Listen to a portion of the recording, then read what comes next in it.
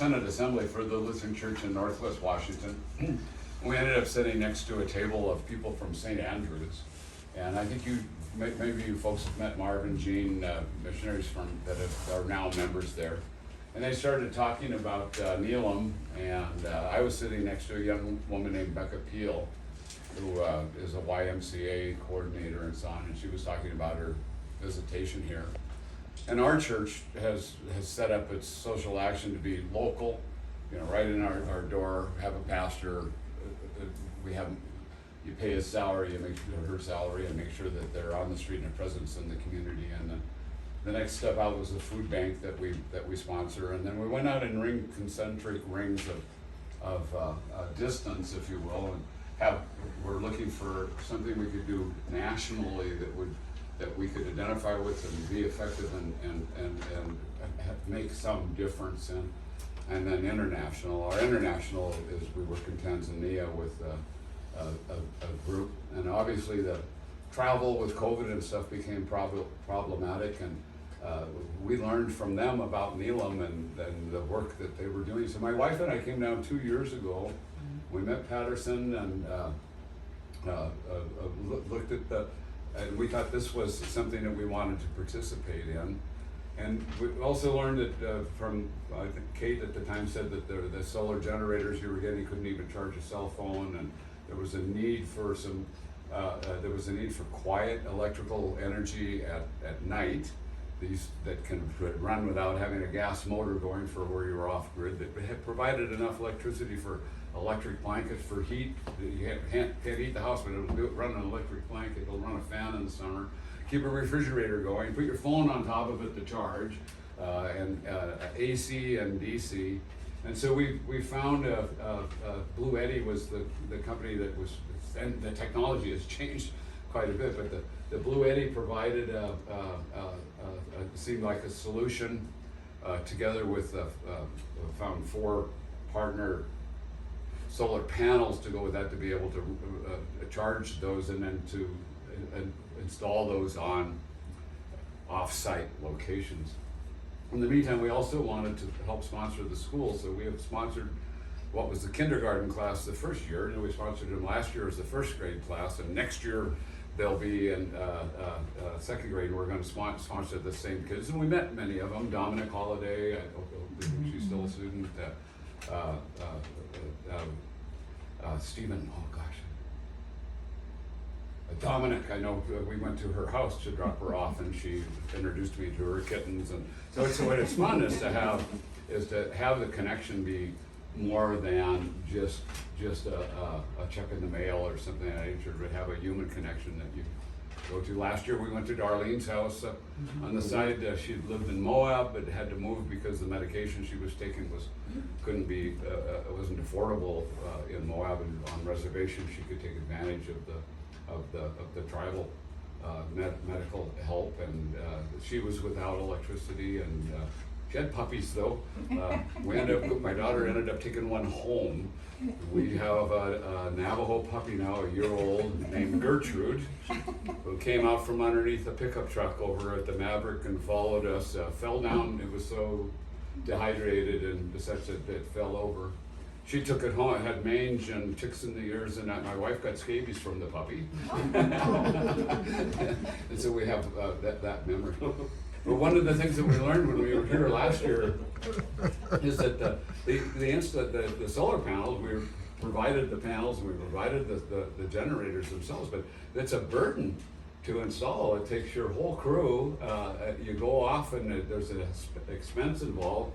And I saw several of our solar units in the warehouse, and that hadn't been installed yet. And we thought this year that what we'd do is raise funds for the installation, so that it wasn't a burden upon the mission. They're there, have the funds to go out, but be able to pay the salaries and the incidentals that happen with it. And talking with Patterson, we came up with that we thought that the installation would be about $1,000 a unit if you look at all the travel and your expertise and so on. So we had 6 panels left, and so we raised $6,000 to be used for the installation of the solar units that are there. And this is from Magnolia Lutheran Church in Seattle, Washington. However, we have many people that contributed, and ironically, while we were here, we had a church in Illinois contact us and ask if they could take part in the solar project because they wanted to have something that seemed to be, there was a woman that had left a gift that specifically wanted to go for help in remote areas and so on, and so they sent a gift for us to help with $3,000. So $3,000 of that came from Illinois, from a church in Illinois, from a man that I haven't met, who we're going to send a video to, back to Illinois. And then in addition, we continue to sponsor the kindergarten class at $3,000 and 4 individual students at 4. So this is a check for $7,000 for the sponsorships of the students. And I think for David Nelson, a friend and a pastor from Seattle, and visiting Dan over there from Phoenix, one of the things that they do on instead of a scholarship, a sponsorship, because they drive to the house to pick up the child. They take lunch there if they're not able to come in. They don't take the person away from the family and house it. They bring them here for a period of time where if they don't have running water, they can shower and so on. So sponsorship includes hygiene, shampoo, different soaps and things of that nature, a breakfast, a lunch. And so it's more than just what a scholarship would be for tuition. It includes those other elements. And so this is our 3rd year.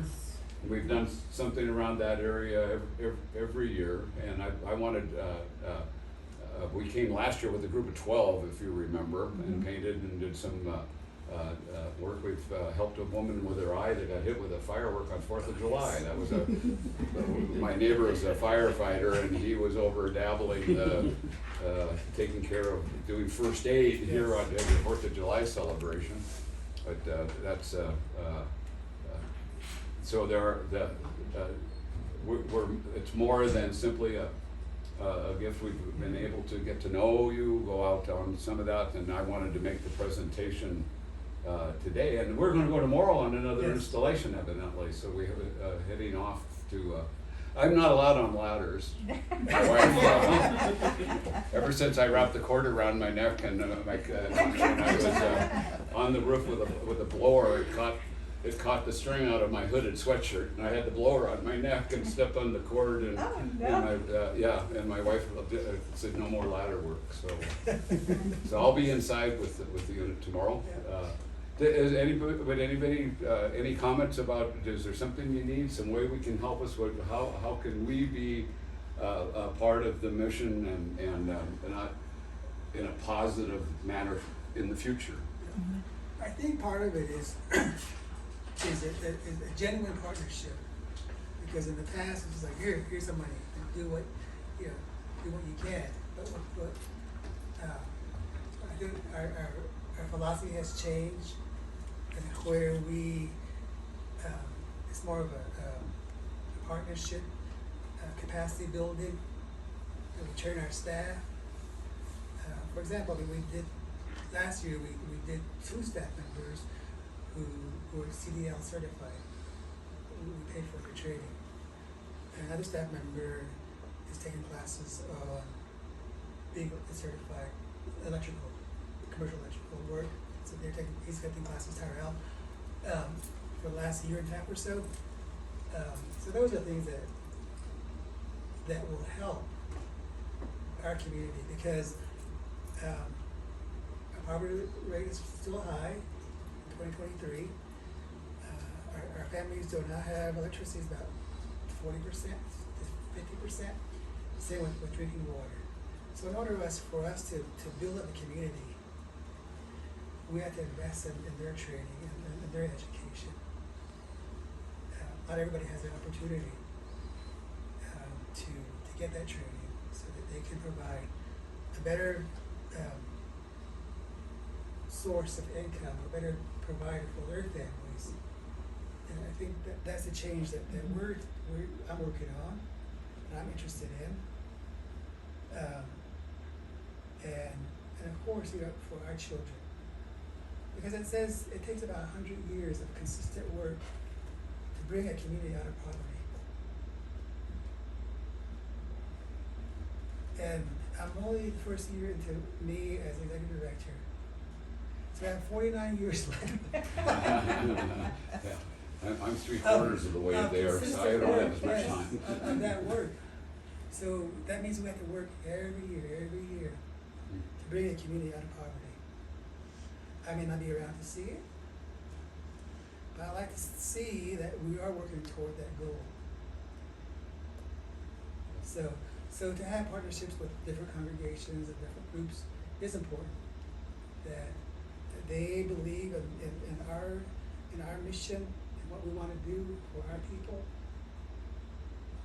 And I think for so long it's just been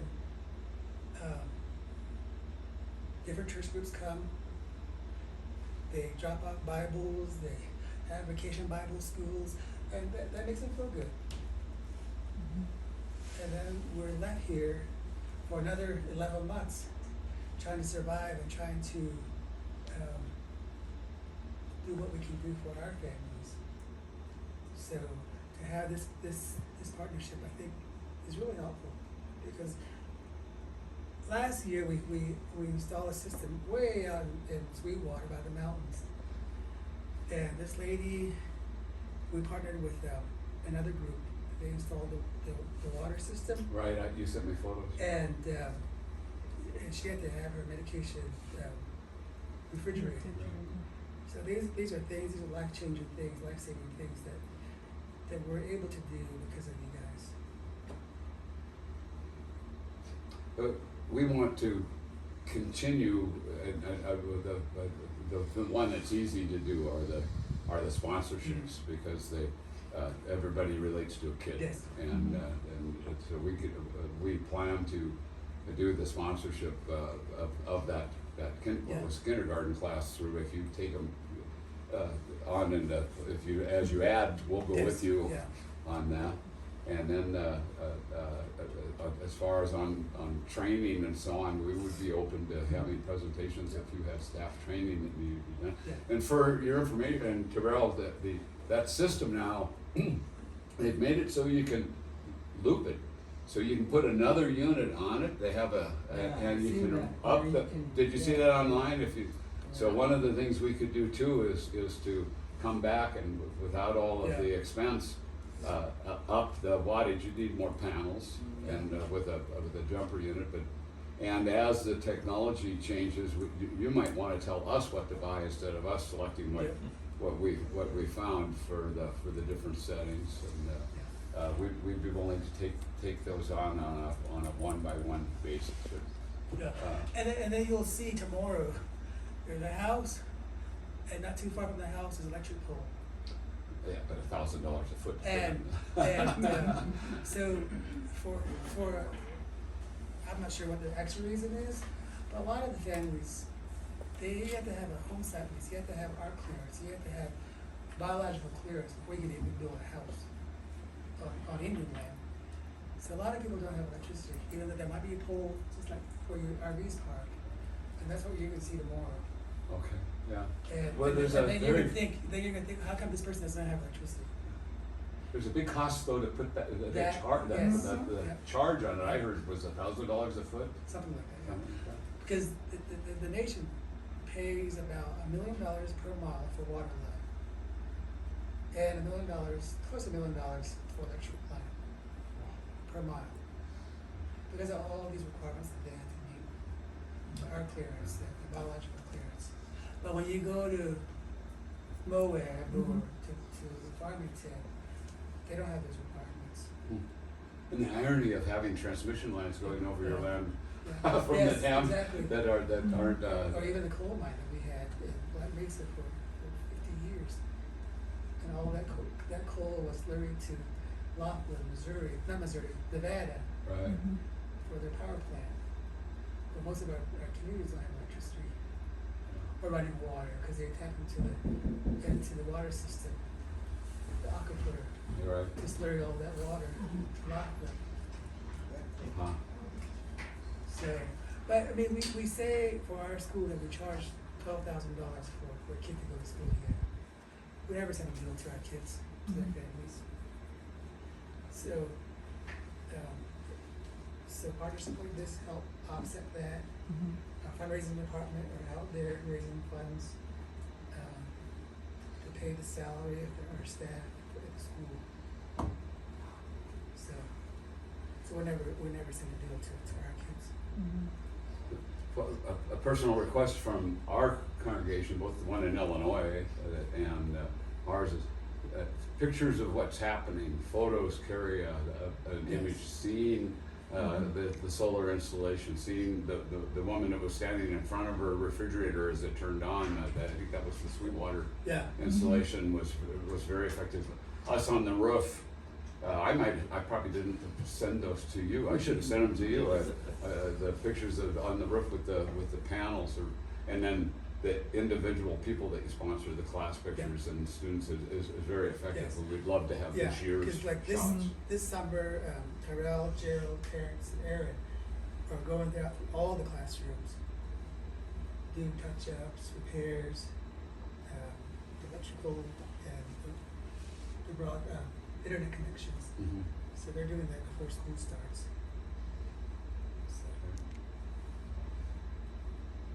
So thank you. My name is Patty, and I just work across the yard here at the home health agency. I just wanted to say thank you. Please relay that message, to your church, and for the funds raised. And it is like what my nephew says. It's very important that the staff here gets the training that they need to keep up with the times, because a lot of it is always changing, and everybody knows that. Mainnets, not only mainnets, the teachers, to just to keep the kids occupied and get them on the right path. Hopefully down the end of the road they'll come back and serve their community, our community. So I think that's a very important that that with the training and just the encouragement that goes along with that it's very vitally important to our community, because we don't have the conveniences of just going down a block or two just to take classes or whatever. People have to drive out many miles. I think we drove today down from Moab, and of course the Utah State University has Eastern campus, I think in Blanding or somewhere around there. But that's a commute. That's a hike, and quite often things that you're talking about are specialized technical things that you can only do so much online. And I'm not I'm born in the 40s, so I shouldn't have to learn online. I've 12-year-old kids to fix my clock so it doesn't blink 12. And Patty is our board member. Oh, okay. And she's our first Navajo board president. For you. And like I said, Kate Parker's been here for about 7 years now, 7-8 years. And it was one of Kate's goals and dreams to have a Navajo leadership. At the board level and at this level. So this is my first.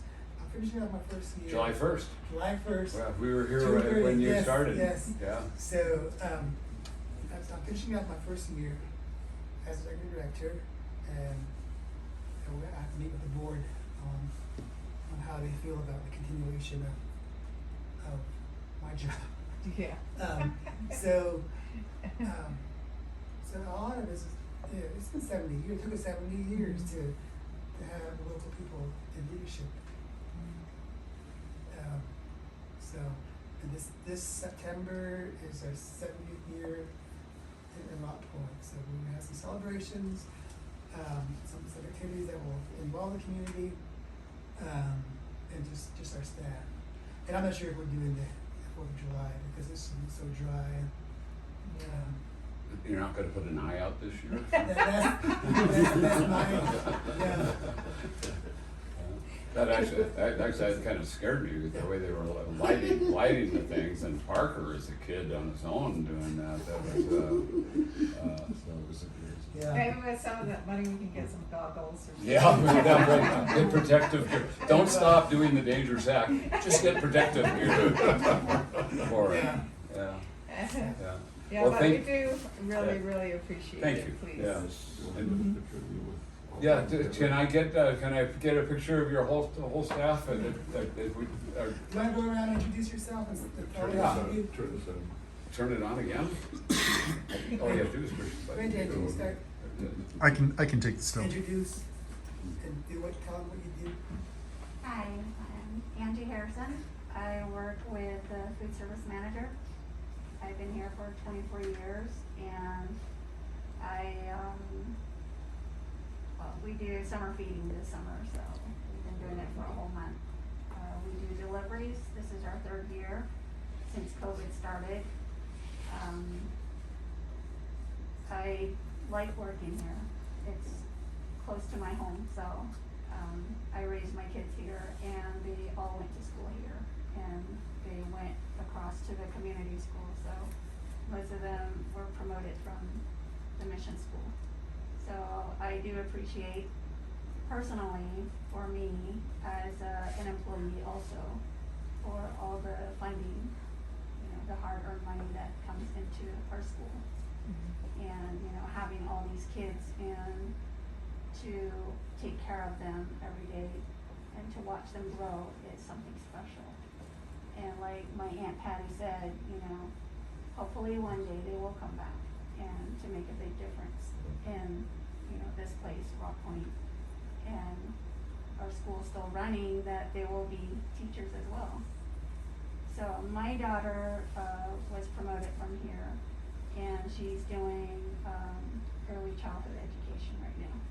So she's wanting to come back when she's done to hopefully be a staff member here or elsewhere on the reservation. So she likes working with the kids. She was here for a couple of months, and the kids really liked her. So she really liked what she was doing. So, but yeah. So I'm the food service manager. Like I said, you'll see me every morning early, along with Tiana. So she'll introduce herself. So But we do you do the daily breakfast and lunch for the Yes. kids also? And okay, it's amazing what you do out of a little kitchen and a small facility. Yes. You We should have request our a big ups and kitchen. downs. Well, we have our ups and downs with our either refrigerator or our ovens, but we work with them, so we do our magic every single day. So, thank you for coming. My name is Tom Harvey. I also work in the kitchen, and we have been here for 2 years now. So I like it. It's good. It's just right here at home also. And you live nearby. It's Yes. right down the road. Okay, yeah. I tried to explain to David as we were coming, I said, well, nobody really lives in Rock Point, but they're all in Rock Point for maybe down the road. Yeah. During the COVID year, we didn't have school for a whole year. Yeah. So our vans took homework meals out. So each of the van drove about 25,000 miles during that year. So and they show their age.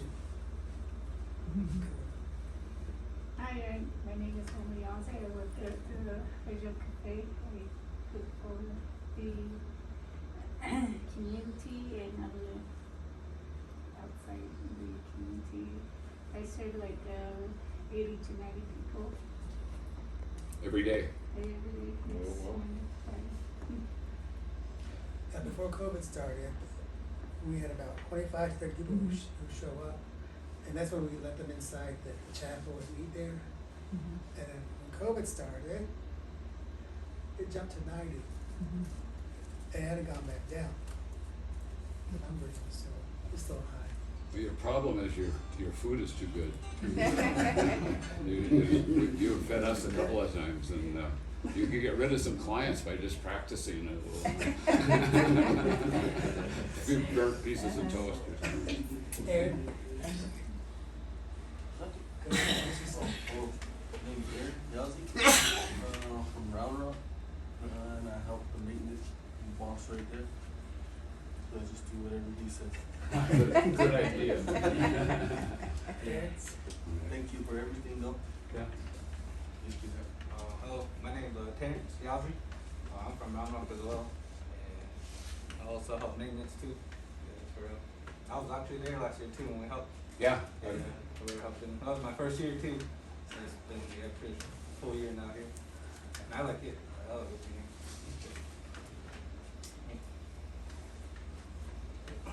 Hello, my name's Tyrell Harvey.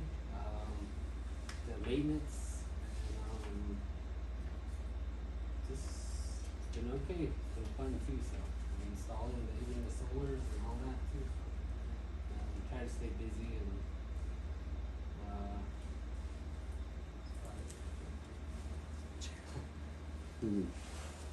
Hello, my name is Joey Ozzy, and I'm from Round Rock too. And it's the first time I'm working real close to work. 13 miles. Yeah, just like 20 minutes away. Usually it'd be like an hour and a half away from work, or 2 hours. But this is the closest. I've been working now for a year. Wow. This is my first year too. I'm finished up my first year. And last year I enjoyed installing that, what do you call it, that solar. The darling. You know, I really enjoyed that too. First time learning something like that. And I specialize in remodeling, sewer lines, water lines, and we've been doing all that stuff. So let's say thank you guys, and I enjoy working for you guys too. Darlene wouldn't let us leave without fry bread. Yeah. The trailer that she had, it had an oven, but there was no electricity on the oven or something. So then she had a gas stove on top of the electric stove that she had her oil in, and she started making fry bread for us. And so we almost just stayed. So did you do work? Norina? Hello, I'm Norina. I work at the front office here. I'm going into my 4th year now. And I started right before COVID and started running with homework packets and stuff like that, sending them out with the drivers, with the food. So we've been doing it for like 2 years, and then now the students are back in the classroom, and then with the scan them before coming into school and everything. But I like working here. I used to work at Cross for 35 years, and I thought I was on a big break, and Patterson called me in, and now I'm here. This is my going into my 4th year. But I enjoy working here, and I always work close to home too. It's just down the road, 12 miles. So I'm home every day.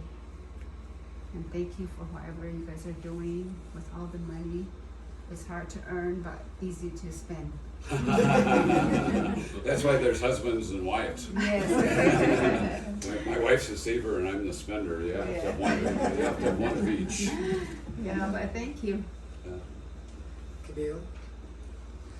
Good afternoon. My name is Camille DeGay, and I work here as a director of operation. I've been working here for about a good year now as well. Just like the majority of the people here, I work here from home, which is not too far, just a few minutes drive. Prior to that, I used to work at another community, and that used to be at least a 2-hour drive for me. Wow. Round trip at least 4 hours. So that took a lot of time away from my family. So I came back to my community, still adjusting to it, but it's going well, and I just help Patterson oversee some of the staff, and when he's not here, then kind of just watch everyone as well. I think one of the things about the drive that if, so many people come to visit in the summer and they don't see it in the snow, they don't know the Yeah. road isn't plowed, they're not here when the roads are flooding and so on, and so that 2-hour ride could be a 4-hour ride, Yeah. could be Yes. or a dangerous ride too, so yeah. Yes. Chicago's for me when I'm late for work. My name is Patterson Yazzie, and I've been here since 2019, after being gone for over 30 years. So the first year was fun, reacquainting myself with folks I went to school with. Second year was COVID, so we were busy delivering food and homework packets to our community, and that's when we had like the smallest staff. I think we had like 12 people working because we didn't have a school. So third year, so we're getting out of COVID. Just this fall, our nation's president said that we don't have to have a mask requirement. I think we were one of the communities that was really strict about Yeah. the health protocols. Why is it so? And then we get questions all the time about how are things going in Navajo Nation, and do you know why our numbers were high? Like, no, it's not because we have a whole different immune system. That's because we live with grandparents and uncles and people who may not have homes of their own. And that's why our numbers were high when our uncles or aunts went to Denver for work and came back after exposure, and it runs through the whole family. So that was, I think, during COVID when we grew the most as a mission, and really also highlighted some of the issues that faces our nation. That's when we had the food bank open. Our cafe triple and people we feed. Our water well that we distribute about 5,000 gallons a week. So those are some of the programs that we started during COVID.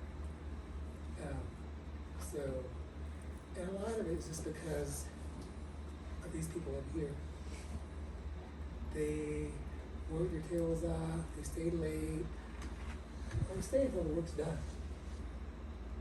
And I always told our board members, these are people who make us look good.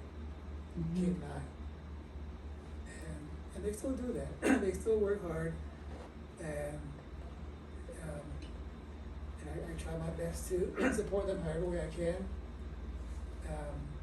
As their director, and so I'm just looking forward to our continued growth, our continued partnership with Magnolia, and with our staff here as well. But the main point is, how do we help our community move out of where we are right now? That we've been stagnant for 2 years because of COVID. How do we move out of there?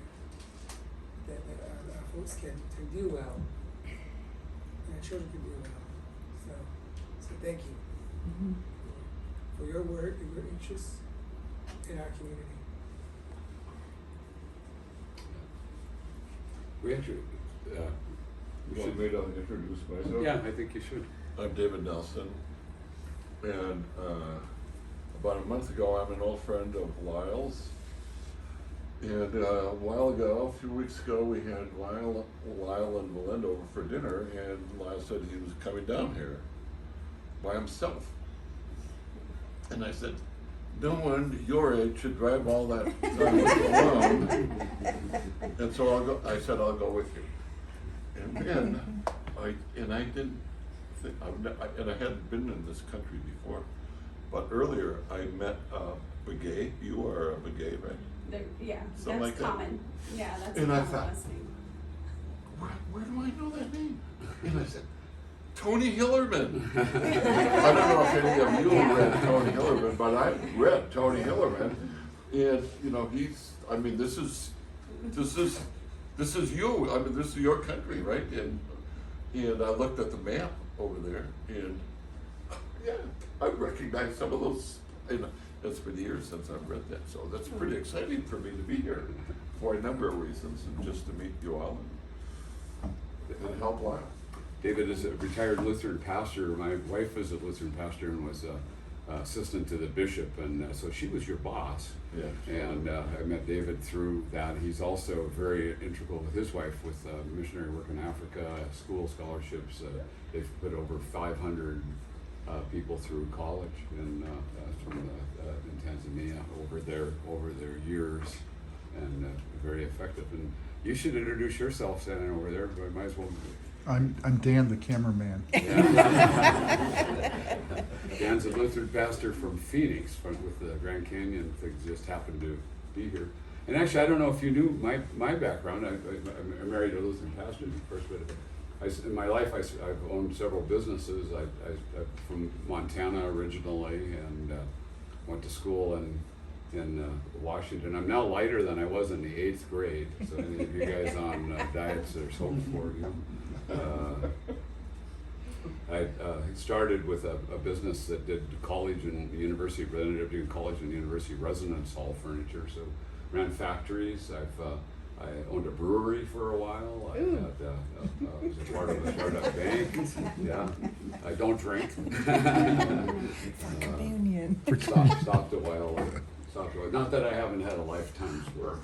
You know, but it's not the right way. And through the years, in retirement, it's hard just to stop. It's hard, and so I had the joy of being able to have opportunities to work with in volunteer aspects, and having things that are in association with the church, where my wife has been integrally involved. Just made a lot of sense. So. Mm-hmm. So let's get a picture.